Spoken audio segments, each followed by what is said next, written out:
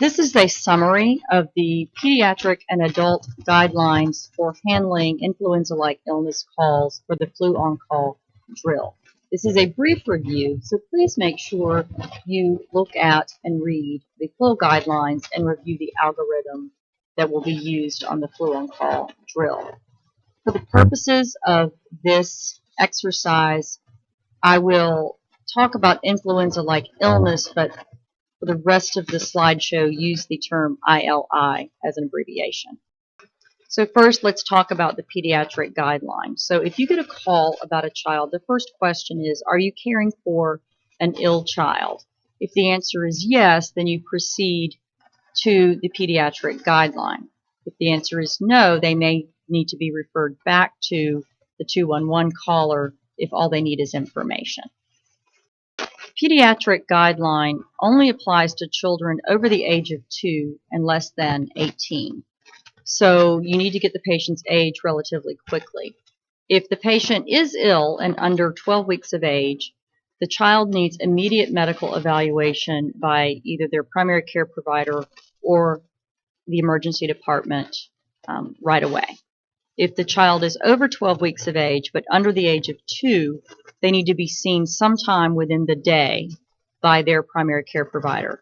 If they're unable to get into their PCP's office, then they might have to go to urgent care or an emergency department. If they're over 2 years of age, or at least 2 years of age, then you move forward into the pediatric triage guideline.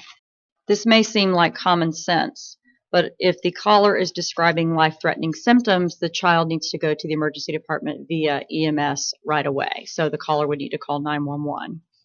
And those are obviously an unconscious child or one that has extreme lethargy and is difficult to arouse, a child with dyspnea and retractions or tachypnea, cyanosis or pallor, extreme weakness, chest pain, severe abdominal pain, obvious bleeding, seizures, or a pregnant teenager with complications, any bleeding or severe abdominal pain. Symptoms that would require urgent medical attention or the child being seen within the day but aren't necessarily life-threatening include lethargy, irritability, severe or persistent vomiting such that you're concerned about or the child has already developed dehydration, flu-like symptoms that have gotten better but then returned within the last day or so with fever and more respiratory symptoms, temperature greater than or equal to 104 taken twice to confirm, or hypothermia, severe headache, stiff painful neck, significant rashes, or persistent dizziness and lightheadedness. These are all signs that the child needs to be seen today. If the child doesn't have life-threatening or significant symptoms, proceed with determining whether or not the child has ILI.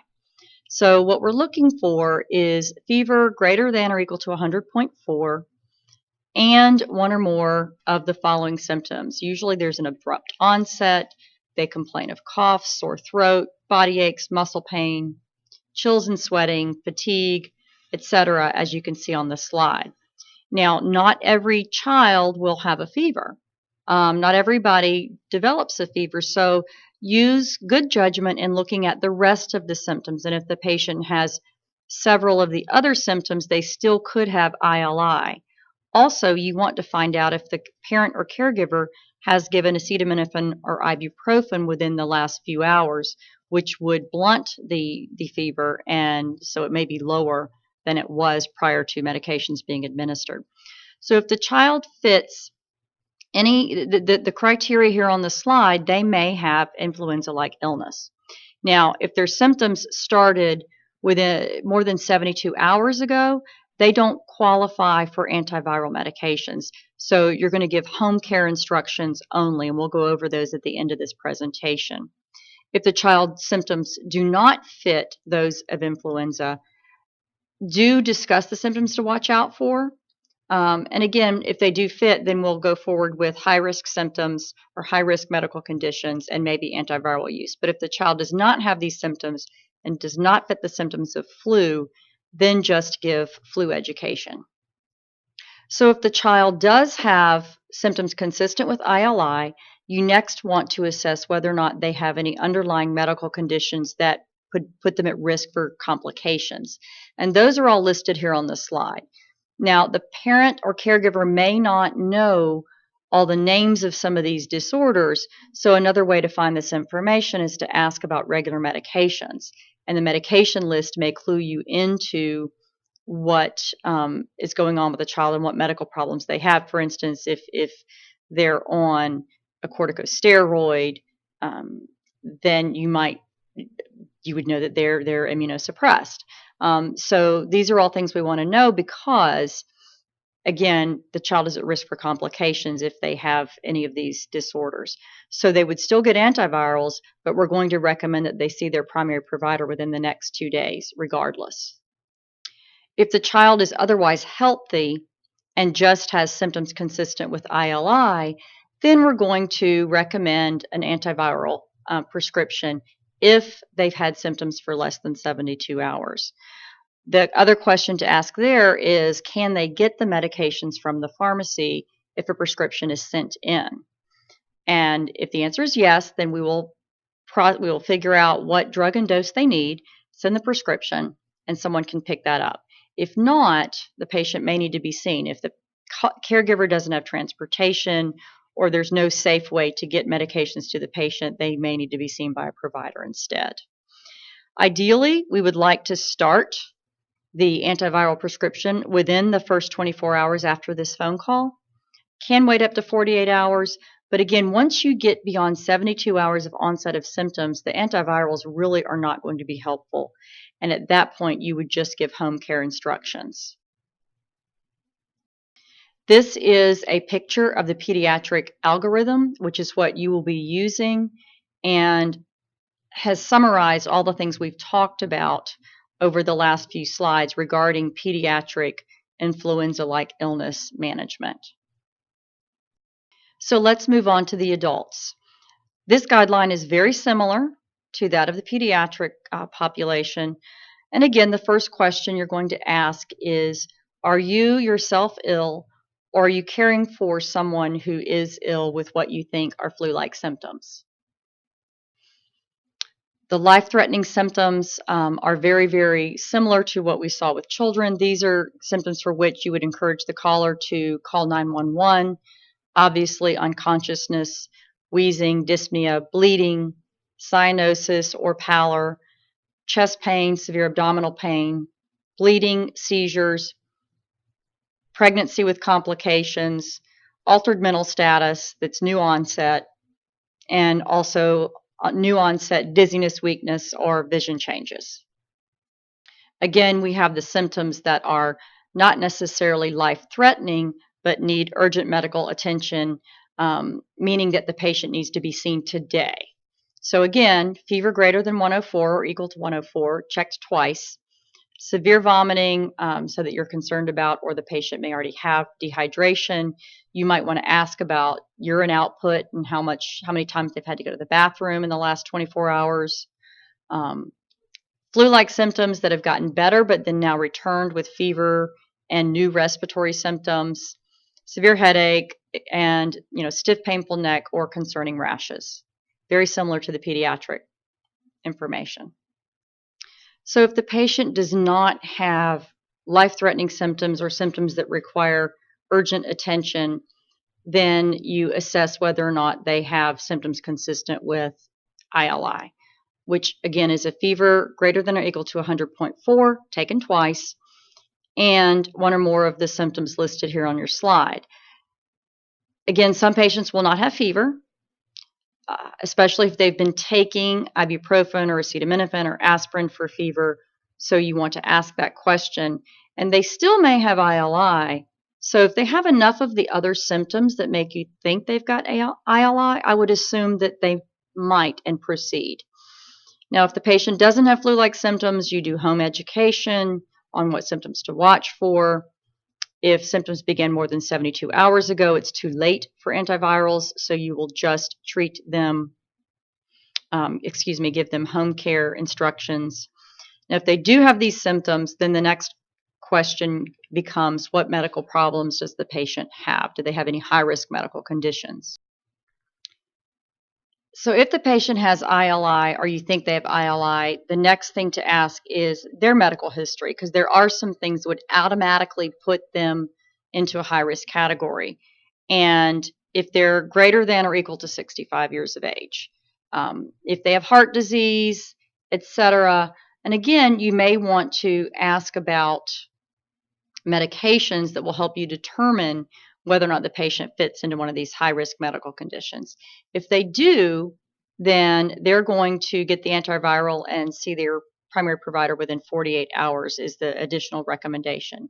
If they don't have any of these high-risk medical conditions, we will just proceed with antiviral medications.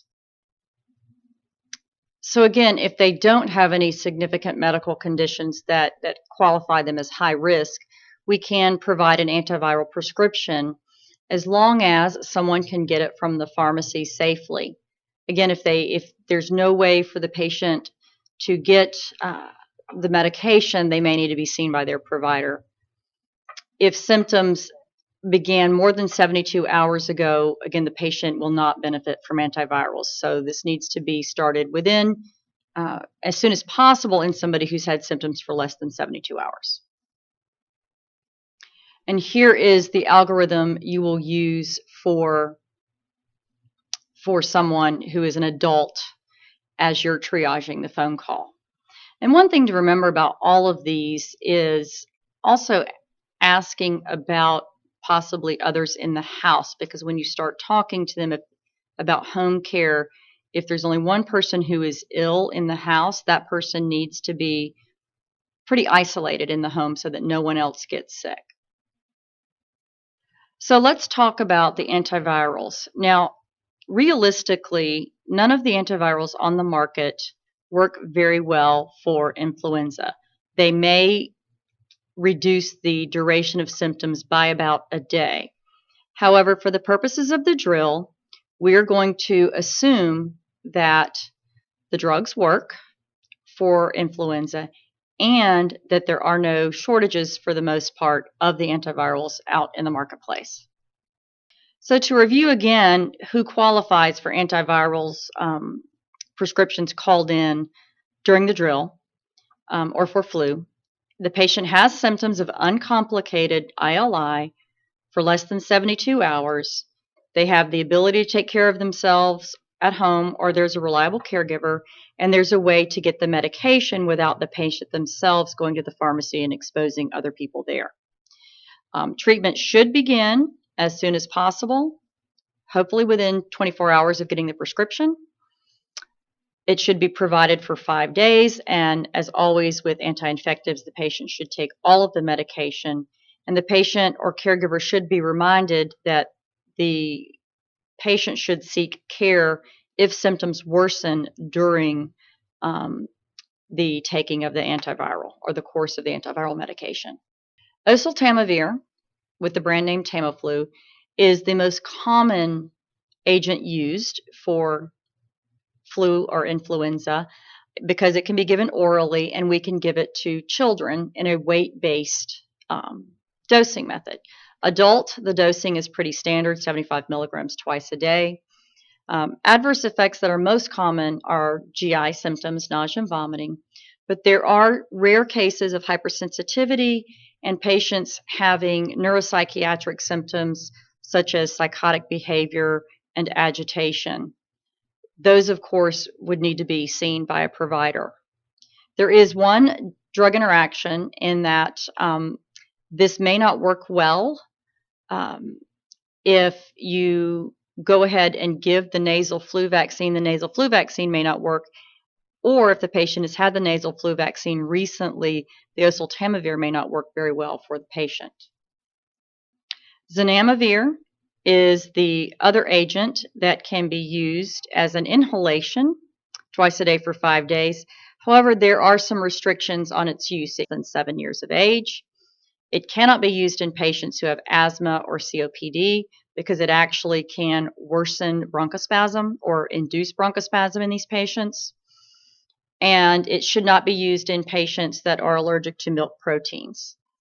Its side effect profile is also a little more extensive in that yes, it can cause GI symptoms just like oseltamivir, but it can also cause nasal irritation, bronchitis, sinusitis, and lead to EENT infections. So we will recommend this or prescribe this a lot less often than we will oseltamivir. For the most part, we'll be prescribing oseltamivir when we're sending in prescriptions. So let's talk about what we will tell somebody who may have had the flu but has had symptoms for longer than 72 hours and so doesn't qualify for antivirals. Also, what do you tell somebody when they just want information on how to prevent spread of flu? So let's talk about that for a minute. Again, a lot of this is common sense, but frequent hand washing, covering the mouth and nose when sneezing or coughing, possibly wearing surgical masks if somebody's coughing and sneezing in the home, avoid contact with other sick people, don't go outside, don't go to work, don't go to school until the patient has been afebrile for more than 24 hours. Again, don't be in contact with high-risk individuals. Prevent dehydration, lots of oral liquids, lots of rest, and over-the-counter acetaminophen and ibuprofen in appropriate age and weight dosing for fever and aches is perfectly fine. Patients and callers should be reminded to seek medical care for dyspnea, shortness of breath, chest pain, abdominal pain that is severe. Again, sudden altered mental status or change in vision or dizziness or weakness, risk of dehydration that's increasing, bleeding, and new onset lethargy or irritability. So that's kind of a brief review of the guidelines, what we say for home care, and the medications that we might be prescribing to patients and callers. Again, this is just a brief summary, so I strongly encourage you to read the full guidelines, especially familiarizing yourself with the algorithm, because those are nice, succinct graphics that kind of take you down different paths depending on the answers to the questions you're asking.